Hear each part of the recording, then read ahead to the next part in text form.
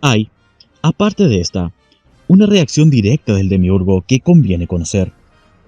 Pero, como tal reacción se ha repetido muchas veces desde que los espíritus hiperbóreos han sido encadenados al yugo de la carne, una exposición completa debería abarcar un lapso de tiempo enorme que va más allá de la historia oficial y se pierde en la noche de Atlántida y Lemuria. Desde luego, no podré embarcarme en un relato semejante, y por eso solo me referiré a la reacción del demiurgo en tiempos históricos. Pero no debe olvidarse que todo cuanto se diga sobre este hecho no es exclusivo de una época, sino que ya ha sido y seguramente volverá a ser. Una breve introducción le permitirá comprender tal reacción directa. Cuando se plantea la pregunta, ingenua, sobre cómo son los mundos de donde procede el espíritu cautivo, creyendo que puede haber alguna imagen que represente a la inimaginable hiperbórea, la sabiduría hiperbórea suele responder con una figura metafórica. Dice así al ignorante aprendiz: imagina que una mota de polvo recibe un débil reflejo de los mundos verdaderos, y supón que, luego, dicha mota es dividida y reorganizada en infinitas partículas. Haz otro esfuerzo de imaginación y supone ahora que el universo material que conoces y habitas ha sido construido con los pedazos de aquella mota de polvo. La sabiduría hiperbórea te dice: si eres capaz de reintegrar en un acto de imaginación la inmensa multiplicidad del cosmos en la mota original, entonces, viéndola en su totalidad, percibirás solo un débil reflejo de los mundos verdaderos. Si eres capaz de reintegrar el cosmos en una mota de polvo, verás solo una imagen deformada de la patria del espíritu. Eso es todo cuanto puede conocerse desde aquí. La metáfora se torna transparente si se considera que el demiurgo ha construido el universo imitando una torpe y deformada imagen de los mundos verdaderos. Ha insuflado su aliento a la materia y la ha ordenado con el propósito de copiar el débil reflejo que alguna vez recibió desde las esferas increadas. Pero ni la sustancia era la adecuada, ni el arquitecto estaba capacitado para ello, y, sumado a esos males, debe considerarse la intención perversa de pretender reinar como Dios de la obra, a semejanza del incognoscible. El resultado está a la vista: un infierno maligno y demencial, en el cual, muchísimo tiempo después de su creación, por un misterio de amor, incontables espíritus eternos fueron esclavizados, encadenados a la materia y sujetos a la evolución de la vida. La característica principal del demiurgo es, evidentemente, la imitación, por medio de la cual ha intentado reproducir los mundos verdaderos, y cuyo resultado ha sido este vil y mediocre universo material. Pero es en las distintas partes de su obra a donde se advierte la alucinante persistencia en imitar, repetir y copiar. En el universo, el todo es siempre copia de algo. Los átomos, todos semejantes. Las células, que se dividen en pares análogos. Los animales sociales, cuyo instinto gregario se basa en la imitación. La simetría, presente en infinidad de fenómenos físicos y biológicos, etc. Sin extenderse en más ejemplos, puede afirmarse que la abrumadora multiplicidad formal de lo real es sólo una ilusión producto del cruzamiento, intersección, combinación, etc. de unas pocas formas iniciales. Es verdad, el universo ha sido hecho a partir de contados elementos diferentes, no más de 22, que soportan, por sus infinitas combinaciones, la totalidad de las formas existentes. Teniendo presente el principio imitativo que rige la obra del demiurgo, se puede considerar ahora su reacción directa ante la presencia del Graal. Dije que el Graal diviniza los linajes hiperbóreos al probar de manera irrefutable la verdad del origen, y que la reacción de los demonios ha sido considerar a los mismos como linajes heréticos, merecedores del castigo más terrible. Pero mientras los demonios se ocupaban de castigar a los hombres con las pesadas cadenas del karma, muy otra sería la actitud del demiurgo. Él, según su característica, ha querido imitar y aún superar a los linajes hiperbóreos, fundando una raza sagrada que lo represente directamente, es decir, que canalice su voluntad y, por intermedio de la misma, reinar sobre los espíritus encarnados. Una raza sagrada que se levante en el medio mismo de los pueblos condenados al dolor y al sufrimiento de la vida y que, triunfando sobre ellos, acabe por infligirles la humillación final de someterlos a la sinarquía de los demonios. Entonces, los linajes hiperbóreos, hundidos en el barro de la degradación espiritual, exhalarán sus últimos lamentos, y esos gritos de dolor, esos alaridos de espanto, serán la dulce música con que la raza sagrada regalará a su Dios, Jehová Satanás, el demiurgo de la tierra. Como ya he dicho, el demiurgo ha intentado muchas veces esta empresa. Los gitanos, por ejemplo, son el remanente étnico de una raza sagrada que prosperó en la última Atlántida, cuando los dioses traidores sometieron a la sinarquía del horror a los linajes hiperbóreos. Los espíritus encarnados se vieron allí precipitados a las más infames prácticas. La sangre divina se degradó y confundió por medio de la mezcla indiscriminada de razas, y, lo que es peor, se lograron realizar ayuntamientos fértiles entre hombres y animales, con el concurso de la magia negra. Se inmolaron miles de víctimas humanas para saciar la sed de sangre de Jehová Satanás, adorado allí en su aspecto de Dios de los ejércitos infernales. La crueldad, la orgía colectiva, distintas formas de drogadicción, etc., eran todas costumbres que los linajes hiperbóreos habían adoptado mientras, en los ojos de la raza sagrada, brillaba de gozo la mirada del demiurgo y la sinarquía del horror ejercía su tiranía de oricalco. En tal estado de degradación, ya nadie era capaz de recibir la luz del Graal, ni de escuchar el canto de los dioses. Por eso, Christos Lucifer decidió manifestarse a la vista de los hombres. Lo hizo acompañado por una guardia de dioses liberadores, y ello determinó el fin de la Atlántida. Pero esta es una historia antigua. En tiempos recientes, el demiurgo ha resuelto repetir nuevamente, a imitación de los linajes hiperbóreos, la creación de una raza sagrada que lo represente y a la cual le estará reservado el alto destino de reinar sobre todos los pueblos de la tierra. Con el pacto de sangre celebrado entre Jehová, Satanás y Abraham, queda fundada la raza sagrada, y sus descendientes, los hebreos, constituirán el pueblo elegido. Así como los espíritus hiperbóreos, divinizados por la presencia del Graal, representan el linaje herético por excelencia, los hebreos, frente a ellos, se presentarán como el linaje más puro de la tierra. Israel, pueblo elegido por Jehová Satanás, para que sea su representante en la tierra. ¿Qué títulos exhibirá como prueba irrefutable de que tal es su voluntad?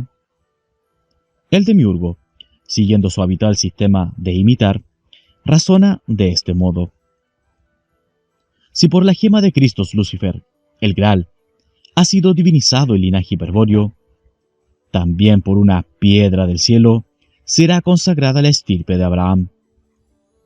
Pondré en el mundo una piedra en la cual estará escrita mi ley, como prueba irrefutable de que Israel es el pueblo elegido, ante el cual deberán humillarse las demás naciones.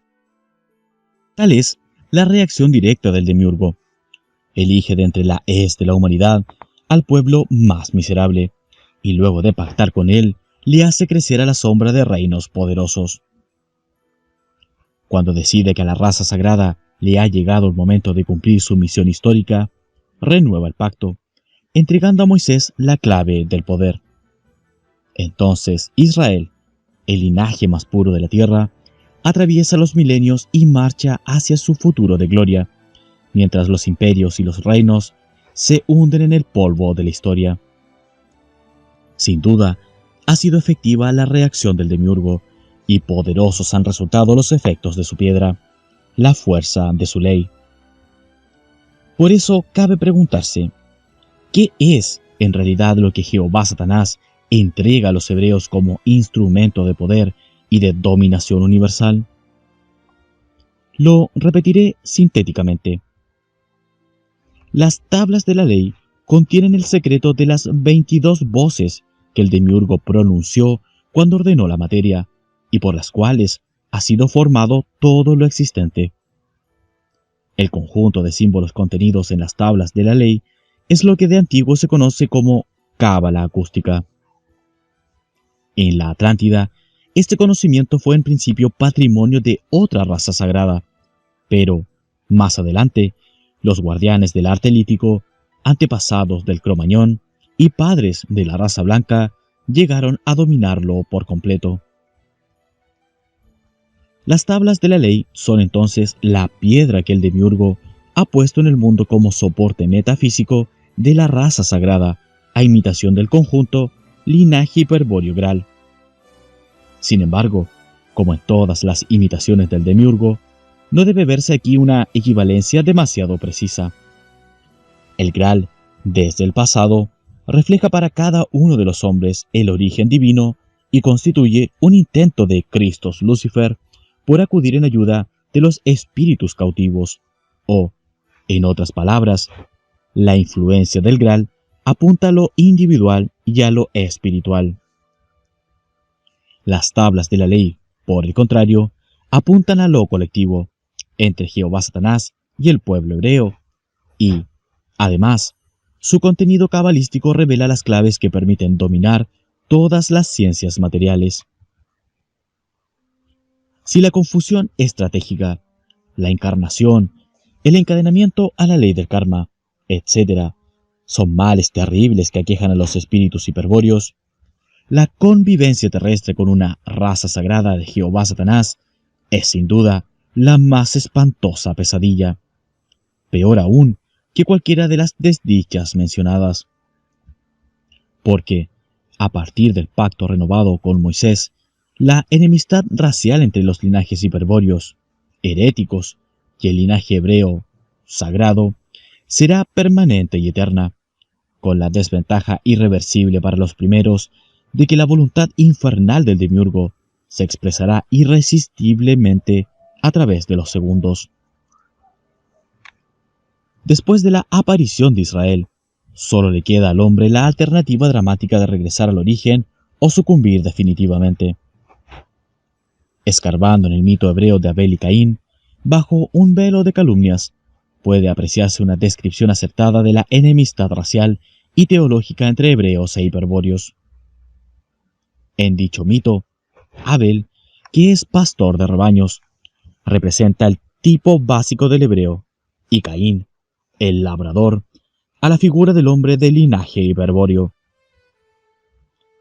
Cuenta la leyenda que a Jehová Satanás le resultaron agradables las ofrendas de sangre de Abel, el pastor, consistentes en el sacrificio de los corderos primogénitos con su grasa, y en cambio despreció los frutos de la tierra que exhibía Caín. Tal actitud por parte del Dios de la materia constituyó una revelación para Caín, el descubrimiento de las verdaderas intenciones del Creador y la esencia materialista y servil de los pastores. Entonces Caín decidió matar a Abel, el alma creada, lo que motivó a Jehová para denunciar que era portador de una marca que delataba su condición de asesino. Dicho signo sería reconocido en todas las épocas, por aquellos que fuesen como Abel, en quienes demostrasen ser como Caín. Aquel especial criterio afectivo de Jehová Satanás se ha perpetuado a través de los siglos en el odio que los hebreos sienten hacia los linajes hiperbóreos, odio que, no se olvide, proviene del demiurgo, puesto que Israel es Jehová. A los hombres mentecatos, es decir, a quienes se les ha lavado el cerebro para posteriormente convertirlos en fanáticos creyentes de la Biblia, siempre les resulta difícil justificar la predilección de Jehová Dios por el sacrificio sangriento de Abel y el desprecio de la producción agrícola de Caín. Empero, todo se aclara si se lee bajo el lenguaje cabalístico, cifrado, del Génesis, una interpretación antiquísima del holocausto de fuego. En efecto, el holocausto del Cordero primogénito, con su grasa, Génesis 4:4, representa el holocausto de la muerte final de la humanidad y su transformación en la lejía que lavará la señal abominable que está grabada en la piedra caliente. La oblación de Abel sería luego quemada, tal como hacen hasta hoy los hebreos con los cuerpos de los animales sacrificados, y la grasa, mezclada con la ceniza, formaría el jabón, la lejía, que lavaría la mancha simbólica del pecado de Caín.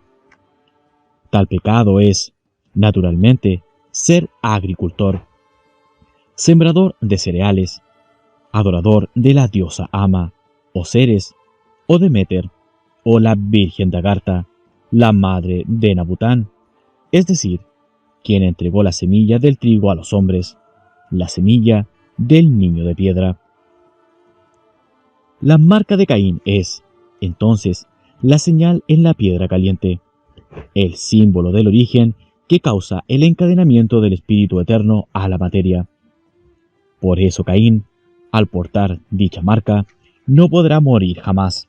Será inmortal, como lo son todos los hombres que poseen espíritu, aunque lo ignoren por estar dormidos. Robert Graves y el rabino Rafael Patai, en el libro Los mitos hebreos, han extraído y sintetizado el mito de Caín de numerosos midrash talmúdicos.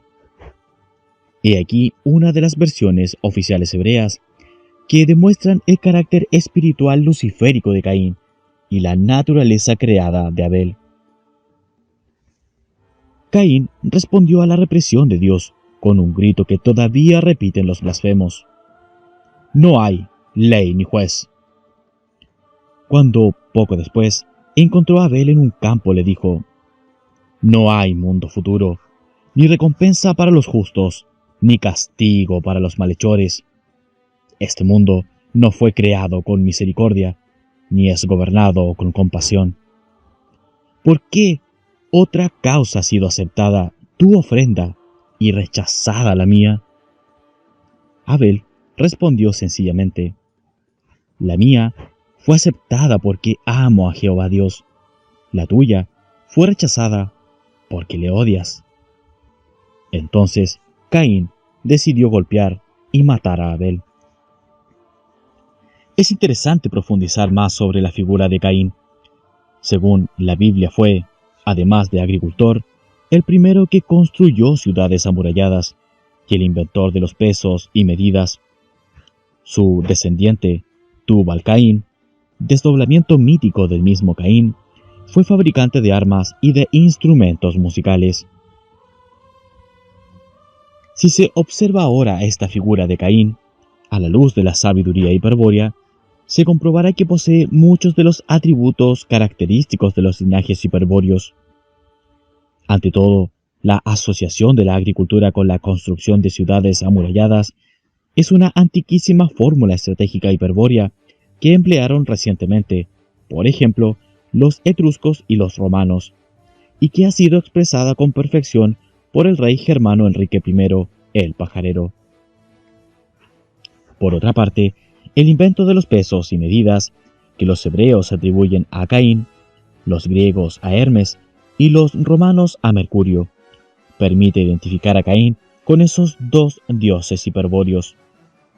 Y por último, la acusación de asesino y la condición de fabricante de armas, revela claramente que la figura de Caín representa a unos guerreros temibles, a los hombres de piedra.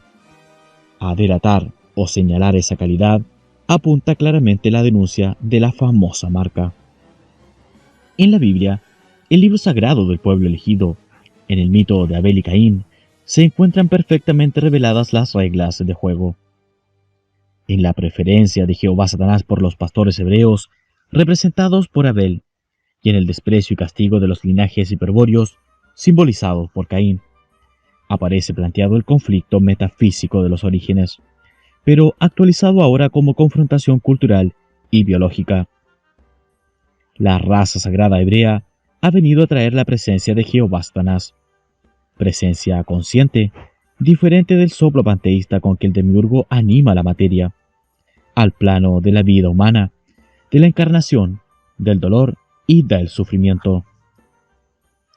Por eso la antigua enemistad trascendente entre espíritus cautivos y demonios se transforma en enemistad inmanente entre los linajes hiperbóreos y el universo material, dado que la raza sagrada es Malkut, el 10º Sefirot, es decir, un aspecto del demiurgo. Esto último debe entenderse así. Israel es el demiurgo. Vale la pena aclararlo. Según las enseñanzas secretas de la Cábala, y tal como puede leerse en el libro del esplendor, el Sefer Yetzirah, o en el libro del holocausto de fuego, el Sefer Iché, es decir, acudiendo a las fuentes más confiables de la sabiduría hebrea, para la creación de la raza sagrada, Jehová Satanás manifiesta uno de sus 10 aspectos o sefirot.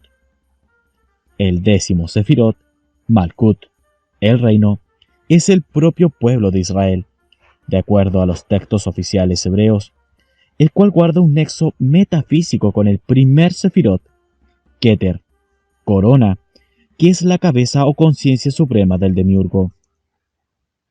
En otras palabras, hay identidad metafísica entre Israel y Jehová Satanás, o, si se quiere, Israel es Jehová Satanás. Como decía antes, la enemistad entre la raza sagrada y los linajes hiperbóreos, enemistad que se ha visto declarada en el mito de Abel y Caín, significa un enfrentamiento entre estos y el universo material, dado el carácter de Malkut, desdoblamiento del demiurgo que ostenta Israel. Con Malkut, el demiurgo ha querido imponer la realeza del linaje sagrado hebreo a los restantes pueblos de la tierra. Si estos pueblos gentiles han olvidado el pasado y se han sometido al plan que lleva adelante la fraternidad blanca, entonces aceptarán de buen grado la superioridad hebrea y el mundo marchará alegremente hacia la sinarquía. Pero, ay de aquellos Goim que no renuncien a su herencia hiperbórea y persistan en recordar el conflicto de los orígenes.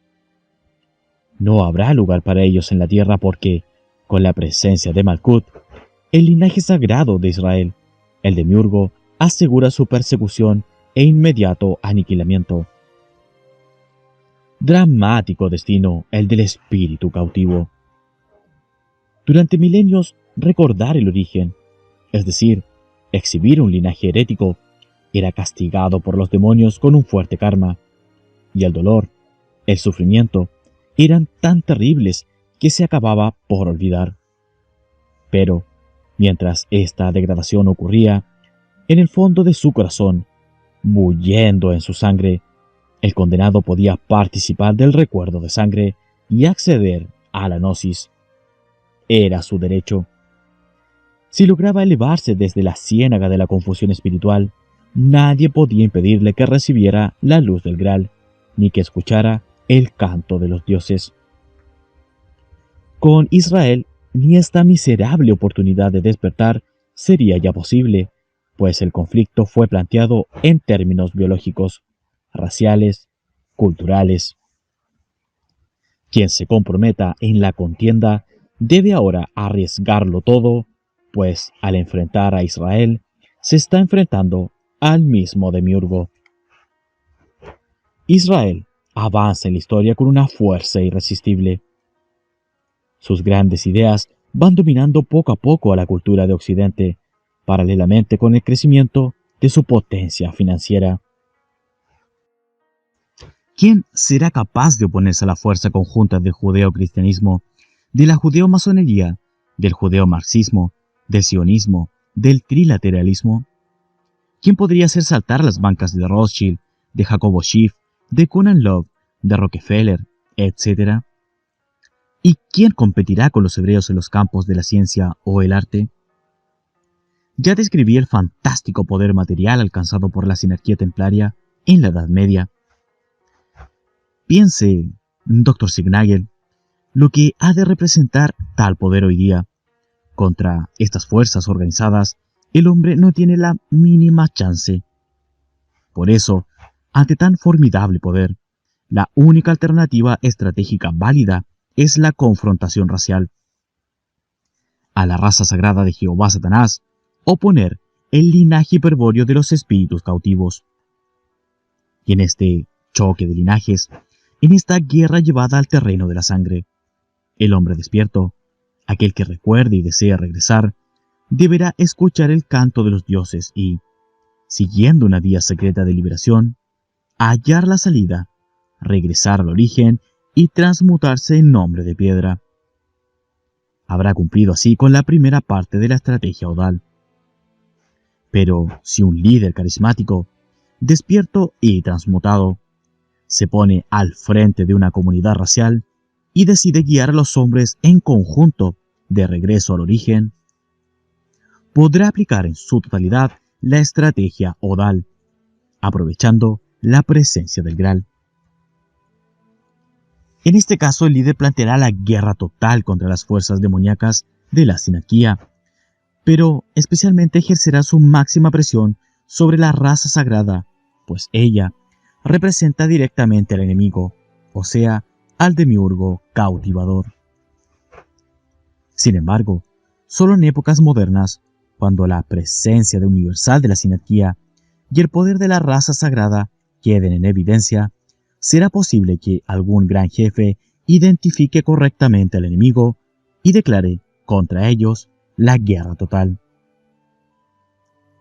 La enemistad irreconciliable entre el linaje sagrado hebreo y el linaje herético hiperbóreo podría ser ejemplificada considerando las infinitas veces que se han producido enfrentamientos y describiendo los distintos resultados. Se puede asegurar que habría material para llenar varios tomos, razón por la cual debo ser prudente y referirme a lo estrictamente necesario para la comprensión de la estrategia odal de los dioses leales. Es con este criterio que voy a considerar tan solo un ejemplo, pero un ejemplo que será altamente clarificador. Después del hundimiento de la Atlántida, y en virtud de las pautas del pacto cultural, los linajes hiperbóreos han coincidido siempre en que la sociedad humana debió organizarse en torno de tres funciones principales: regia, sacerdotal y guerrera. La armonía y la independencia de las tres funciones garantizaría un cierto equilibrio apropiado para los tiempos de paz y de prosperidad, o sea, cuando la sociedad progresa materialmente hacia el futuro. En distintas épocas de su historia, muchísimos pueblos del linaje hiperbóreo experimentaron breves periodos en que el equilibrio de las tres funciones permitió disfrutar de esa tranquilidad social, mediocre y cortesana, que ocultaba en realidad una ausencia total de contacto carismático entre la masa del pueblo y sus líderes, situación típica que se caracteriza por la indiferencia general. Cuando una sociedad se estabiliza de esta manera, la fraternidad blanca de Shangchambalá afirma que evoluciona y que progresa. Es pues del interés de los demonios llevar a la humanidad a un estado de equilibrio permanente de las tres funciones. ¿Con qué objeto? Para preparar el advenimiento de la sinarquía, es decir, la concentración del poder en manos de una sociedad secreta o cofradía oculta. ¿Qué fin tiene concentrar el poder en manos de seres que actúan en las sombras? La respuesta se halla relacionada con la manifestación por parte del demiurgo de Malkuth, la raza sagrada. El poder sobre las naciones pertenece, en esta etapa del Kali Yuga, a Israel, como herencia de Jehová Satanás y prueba de su linaje teológico. Mientras llega el tiempo de Israel, la sinarquía será el regente del poder concentrado por la fraternidad blanca. Se comprende que los dioses leales, frente a semejante conspiración, procuren desestabilizar el equilibrio sinárquico de las sociedades e influyan carismáticamente en los hombres con el fin de despertar a uno de ellos y transmutarlo en líder hiperbóreo. Tal es, fundamentalmente, el objetivo de la estrategia odal. Por eso el canto de los dioses llama sin cesar en la sangre pura, y el Graal es una presencia permanente que muestra, a quien lo quiera ver, el reflejo del origen divino del espíritu. Pero no debe creerse que la estrategia odal solo tiene éxito cuando acontece una auténtica transmutación del hombre dormido en hombre de piedra.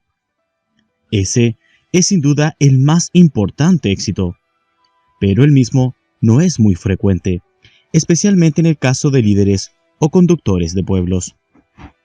Hay, en cambio, otros casos, no tan vistosos ni evidentes como una transmutación, pero cuya influencia benéfica en la organización de las sociedades ha motivado que se los considere también como éxitos de la estrategia odal.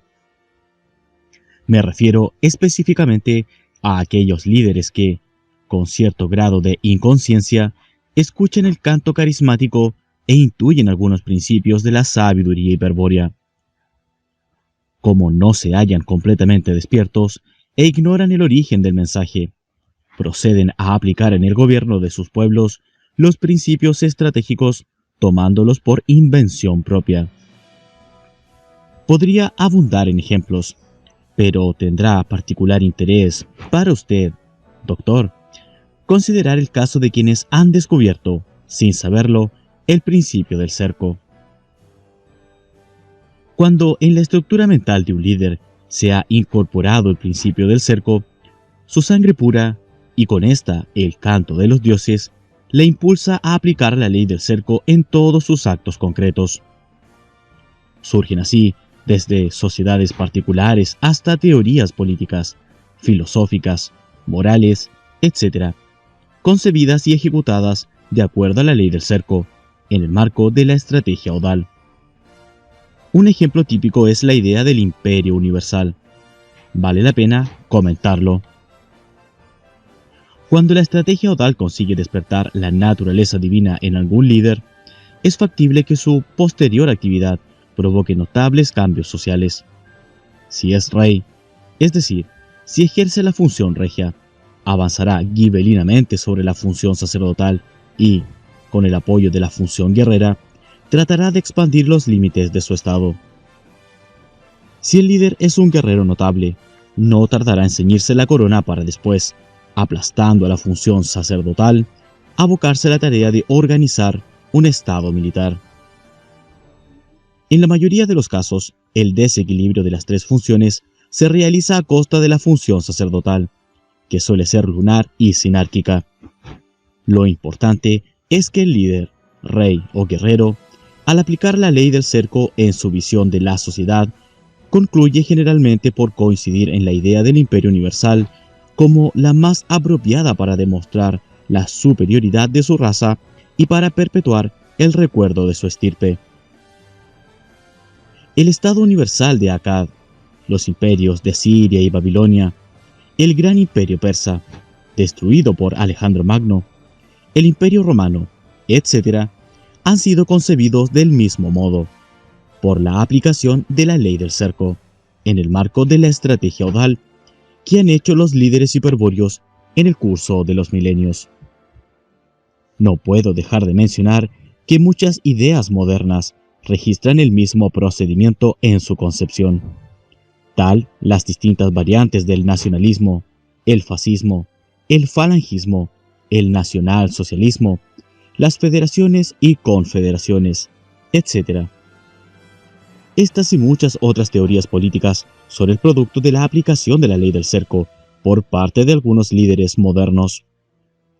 En el caso del fascismo, nacionalsocialismo, etc., es evidente que guardan un nexo bastante estrecho con la antiquísima idea del imperio universal, lo que explica de manera elocuente el por qué tales ideologías han sido perseguidas hasta el aniquilamiento por el pueblo elegido y las fuerzas de la sinarquía.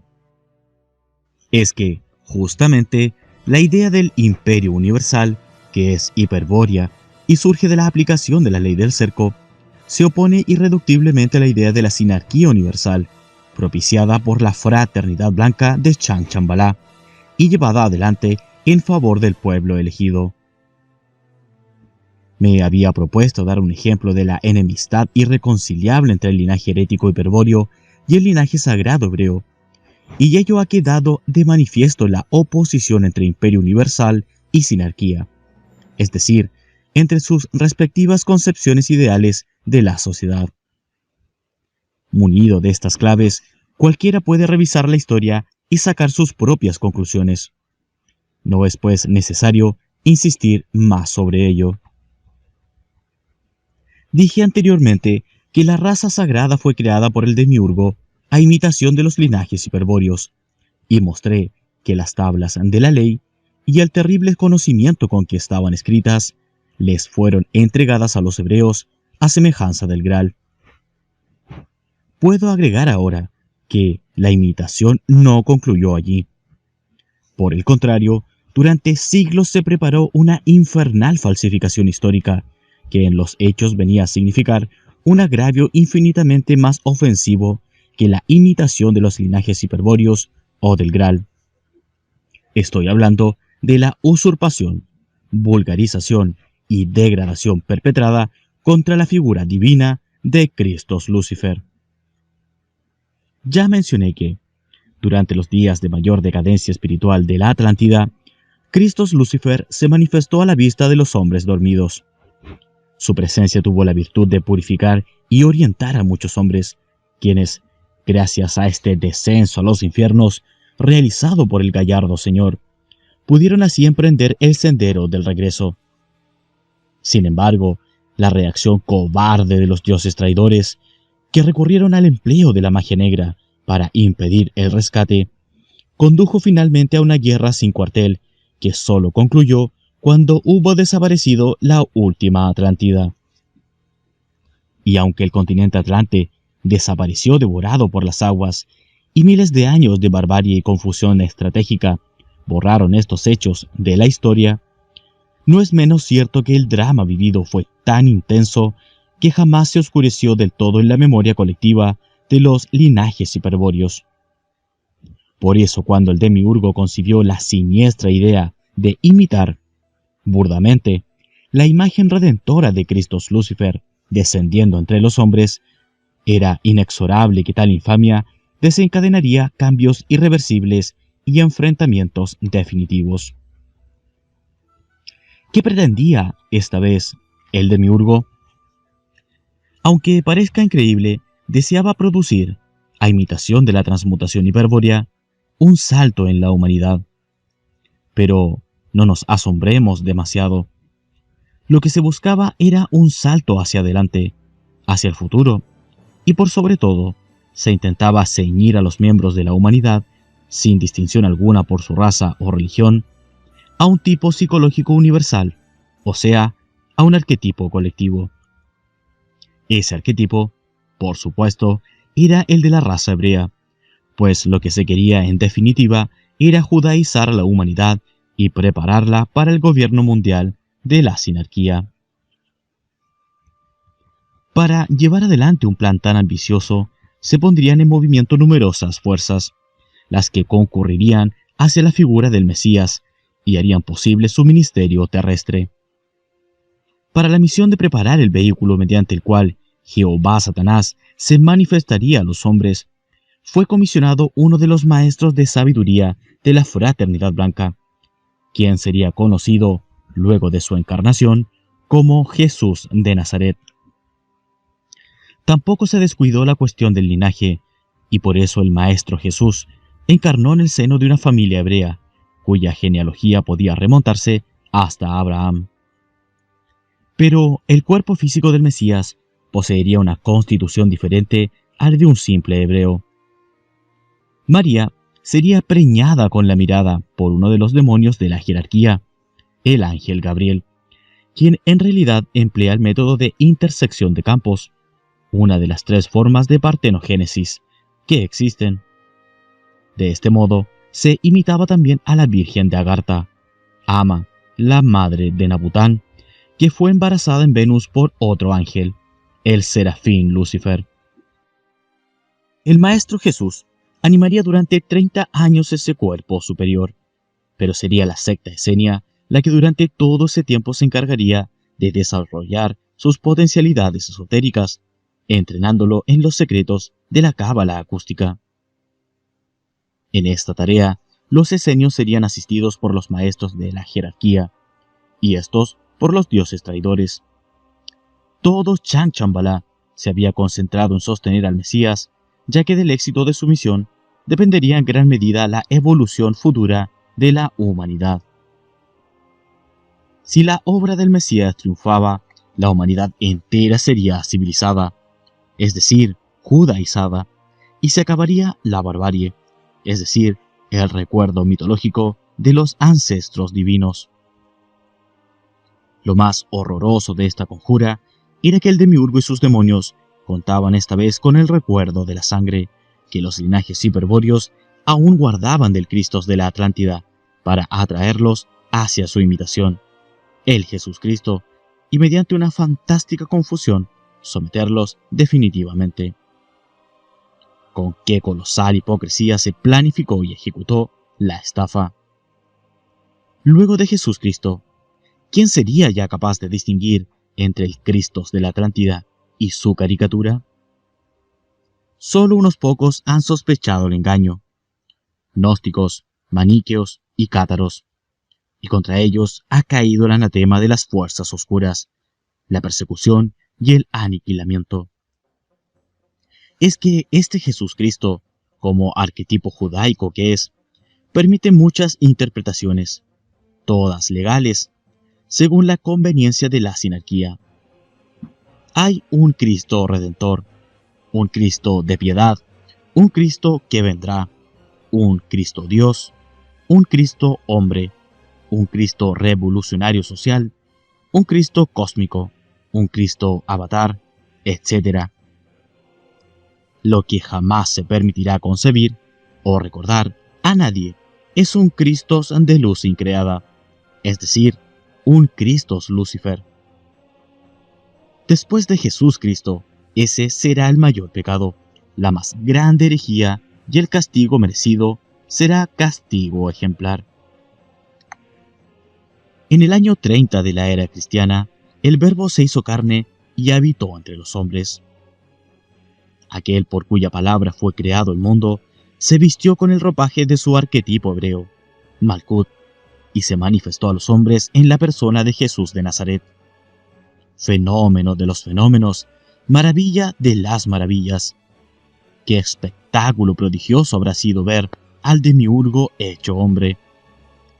Hay que reconocer que esta vez hubo una innegable calidad en su infernal idea de imitar al Cristo de la Atlántida y aprovecharse del recuerdo de sangre de los hombres. El resultado está a la vista. Poco a poco los pueblos salieron de la barbarie y la civilización se extendió hasta los últimos rincones de la tierra. Y los hombres, lenta pero inexorablemente, se han ido adaptando al patrón psicológico judío. ¿Cómo se logró este éxito? ¿Por qué alquimia colectiva, la efímera vida de Jesucristo, consiguió influir sobre los pueblos durante milenios hasta desembocar en su completa judaización? ¿Fue solo el recuerdo de sangre del Cristo de la Atlántida lo que determinó tal resultado? ¿O hubo otros factores ocultos que contribuyeron a la confusión de la humanidad y a su judaización actual? Sin entrar en mayores detalles, dado que el tema da para largo, puedo decir que el arquetipo hebreo de Jesús Cristo, que se hallaba al igual que todos los arquetipos en el plano arquetípico, fue precipitado al plano físico o actualizado durante la encarnación del demiurgo en el cuerpo de Jesús de Nazaret. Tal actualización del arquetipo Malkut significa que se ha establecido una fuerza permanente en la Tierra, la cual actúa de manera equivalente a la gravitatoria, empujando al hombre hacia la forma judaica. Ello es debido a una razón que es también un terrible secreto. Jesús Cristo no ha desencarnado. Por el contrario, se ha situado desde entonces en el centro de la Tierra, junto al Rey del mundo, irradiando desde allí su potencia arquetípica, hoy diríamos información genética, en infinitos ejes geotopocéntricos que parten del centro terrestre y atraviesan la columna vertebral de los hombres. Esta es la fuerza arquetípica permanente de Jesús Cristo, pero no es la única. También actúa sobre el hombre una influencia judaica emocional, irradiada desde el propio pueblo elegido de Israel, ya que la raza sagrada forma parte de la anatomía oculta de la tierra, cumpliendo la función de chakra corazón o anahata chakra. Con respecto a la última pregunta, vale la pena destacar que el animal hombre, creado por el demiurgo hace millones de años para que evolucionase de acuerdo al plan, que siguen los 7 reinos de la naturaleza, tendía naturalmente a conformar un tipo que respondía a algunos arquetipos básicos. Sin embargo, desde el año 33 de la era cristiana, puede asegurarse que el arquetipo judaico de Jesús Cristo es ahora el arquetipo psicológico del hombre, es decir, el tipo hacia el que tiende por evolución. Esto significa que en los hombres, quienes poseen por el antiguo misterio de Amor una herencia animal, las tendencias animales le impulsarán inconscientemente hacia el arquetipo judaico. Solo la pureza de sangre podrá evitar el predominio de las tendencias animales y el consiguiente peligro de corresponder psicológicamente con el arquetipo judaico. He mostrado ya de qué manera el demiurgo llevó el conflicto original al terreno del enfrentamiento racial, luego de crear la raza sagrada a imitación de los linajes hiperbóreos divinizados por el Graal. Ahora se acaba de ver cómo una nueva imitación, esta vez de Christos Lucifer, ha significado otro avance destructor contra los linajes hiperbóreos. La poderosa fuerza conformadora del arquetipo judaico de Jesús Cristo, actuando desde el centro de la tierra en todo tiempo y lugar, ha aumentado tremendamente el sueño en que se encontraba desde antaño la conciencia de sangre de los hombres. En el campo de batalla de la sangre luchan sin cuartel ahora 2 fuerzas esotéricas, el canto de los dioses y la tendencia arquetípica judaica de Jesús Cristo. Y el despertar se ha tornado, entonces, una lucha terrible y desesperada librada en el interior y en el exterior de cada uno, a menudo inconscientemente. Es por eso que, luego de Jesús Cristo, ya no será posible calificar ni a pueblos ni a organizaciones, sino que habrá que atender específicamente al grado de confusión de los hombres. Debe ser así porque, en muchos casos, organizaciones sinárquicas enteras podrán caer bajo el mando de un hombre súbitamente consciente de algún principio hiperbóreo, producto de la lucha esotérica que se libra en su interior, quien hasta podría torcer momentáneamente el rumbo de esta. Y, viceversa, en otros casos podrá ocurrir que un grupo calificado como hiperbóreo sea conducido por personajes más o menos judaizados. En el extremo tendremos hebreos, judíos de sangre, que se rebelan a Jehová e intentan dramáticamente recuperar su herencia hiperbórea, caso que puede ocurrir con más frecuencia de lo que suele imaginarse. Así como hallaremos muchas veces personas que por la sangre declaran ser perfectos arios, pero que psicológicamente demuestran ser más judíos que el Talmud. Un ejemplo por demás elocuente lo obtendremos observando a la Iglesia Católica, en la cual conviven los adoradores de Jesús Cristo y del demiurgo, junto a curas nacionalistas y patriotas que sirven a la causa de Cristos Lucifer y de los dioses leales, sin saberlo. Se debe pues ser prudente a calificar las organizaciones humanas y, aun en aquellas netamente sinárquicas, detenerse siempre a evaluar el grado de confusión de los hombres con los cuales se trata. Se considera una muestra de capacidad estratégica la habilidad para ubicar al hombre justo, aún dentro de una organización sinárquica como la masonería, a quien se hablará luego tratando de aislarlo de la organización en la cual milita, apelando a la aplicación de la ley del cerco, para poder dirigirse mediante símbolos apropiados a su parte hiperbórea. Un ejemplo de cuanto vengo diciendo lo constituye el caso de la herejía soteriológica de Pelagio, llamada también pelagianismo. A principios del siglo V, este obispo británico comenzó a defender la teoría de que el hombre, por sí mismo, es suficiente para protagonizar su salvación. Ello es posible, según Pelagio, porque hay en el hombre un principio de perfección espiritual. Es evidente, así, que el Pelagio predominaba el linaje hiperbóreo. Su sangre pura pronto le permitió advertir que la salvación del hombre, su orientación, dependía de un principio espiritual, el cual debería ser descubierto y cultivado interiormente. Pero donde la posición herética de Pelagio resultaba más clara era en lo referente al pecado original. El hombre no ha pecado en absoluto, y si Adán pecó, su pecado murió con él. No se transmitió a la descendencia humana. En definitiva, el hombre es libre y nace sin pecado. De allí a plantear la injusticia del dolor y del sufrimiento, o de cualquier otro castigo impuesto por Jehová Satanás, había solo un paso. En consecuencia, la persecución contra Pelagio comenzó enseguida y no acabó hasta su eliminación, en África. Fue llevada adelante por las más importantes autoridades eclesiásticas de su época, lo que prueba el temor que producían sus ideas, entre quienes se destacaron los papas Inocencio I y Zósimo, San Jerónimo y el apóstata gnóstico San Agustín. En el Sínodo de Cartago del año 411 fueron condenadas 7 proposiciones, síntesis de su doctrina. Vale la pena que las recuerde ahora para comprobar que las mismas se derivan de la sabiduría hiperbórea. He aquí las 7 proposiciones condenadas. Primero, Adán, mortal por su creación, hubiera muerto con pecado o sin él. Segundo, el pecado de Adán le dañó a él solo, no al linaje humano. Tercero, los niños recién nacidos se hallan en aquel estado en que se hallaba Adán antes de su prevaricación, es decir, antes de probar el fruto prohibido del Graal. Cuarto, es falso que ni por la muerte ni por la prevaricación de Adán tenga que morir todo el género humano y que haya de resucitar por la resurrección de Jesucristo. Quinto, el hombre puede fácilmente vivir sin pecado. Sexto, la vida correcta de cualquier hombre libre conduce al cielo del mismo modo que el Evangelio.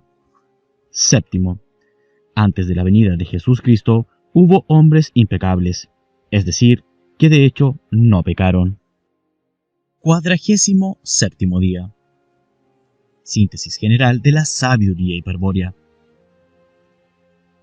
Mientras los Golem marchaban con los celtas hacia Europa, el reino de Judá, en Medio Oriente, era destruido por Nabucodonosor y su población llevada en cautiverio a Babilonia en el año 597 a.C.